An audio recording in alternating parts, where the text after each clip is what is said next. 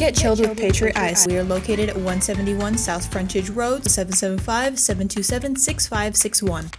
The Prime Minister of Israel, Benjamin Netanyahu, created a wartime cabinet tasked with overseeing the retaliatory fight against Hamas militants on October 11th. The cabinet has established a modicum of unity between Israel, Benny Gantz, who is a former defense minister, and military chief of staff and current defense minister Yoav Gallant, according to reports. The cabinet is made up of 5 members. Other than the aforementioned ones, there are 2 other unnamed officials who are tasked as being observers to the cabinet. The Israeli government is currently facing public pressure at an overwhelming degree after Hamas militants attacked Israel on October 7th, hitting as many as 22 different locations outside the Gaza Strip. In response, Israel has unleashed a devastating bombardment on the Gaza Strip, which has leveled entire city blocks and left an unknown number of casualties. Militants in the Gaza Strip were reported to have fired back on October 10th themselves. The Gaza Strip has been reported to be out of power due to the bombing having hit Gaza's sole power plant. As of reporting, the war has already claimed approximately 2,200 lives on both sides of the fence, and currently the number of U.S. citizens killed in the war has risen to 22. The U.S. sent over a plane carrying advanced armaments late October 10th to Israel. The armaments have been reported to be designed to facilitate significant military operations. The Israel Defense Forces stated that, "We are grateful for the U.S. backing and assistance to the IDF, and to the state of Israel in general during this challenging period. Our common enemies know that the cooperation between our militaries is stronger than ever and is a key part in ensuring regional security and stability." However, Lebanon militant group Hezbollah blamed the United States for the attacks in Israel. Hezbollah was quoted stating that the U.S. is a full partner of the Zionist aggression and is responsible for the killings, crimes, siege, the destruction of homes, and horrifying crimes against innocent civilians. The group also stated that the aid showed that Israel's military was weak for needing continuous foreign support. The group also called on Arab and Muslim nations to condemn American intervention in the region. The head of the Kata'ibe Hezbollah militia has also threatened to attack American bases in retaliation if the United States intervenes in the war. al-Hamidawi threatened that the Hezbollah's missiles, drones, and special forces are currently ready to direct attacks at American bases should they intervene. Meanwhile, across the world, various different people have been showing support for both sides, some for Palestine and some for Israel. Back in the States, there have already been reports of both such demonstrations as well. Our state, the state of Nevada, has recently joined a bipartisan group of states denouncing the Hamas's attacks on Israel. Attorney General Aaron Ford, who joined a coalition of 13 other state attorney generals, denounced Hamas's rocket strikes and kidnappings, saying that he is aghast and outraged from the attacks on civilians. Governor Joe Lombardo has also ordered flags to fly at half-staff on October 10th in honor of victims of the war. Senator Jackie Rosen also stated on October 11th that she condemns any vile celebrations in support of Hamas's attacks on civilians. She went on to state that, "It is outrageous that some extremists and activists, like the Democratic Socialists of America, are using this attack as an opportunity to oppose life-saving security assistance in Israel's darkest hour. Even worse, there are voices celebrating Hamas's vile terrorism, from celebrations in the streets to statements attempting to justify the murder of innocent civilians. At a time of rising global anti-Semitism, these attempts to portray this assault as justified resistance or create false equivalencies between these terrorists and the Israeli people's right to defend themselves are deeply offensive,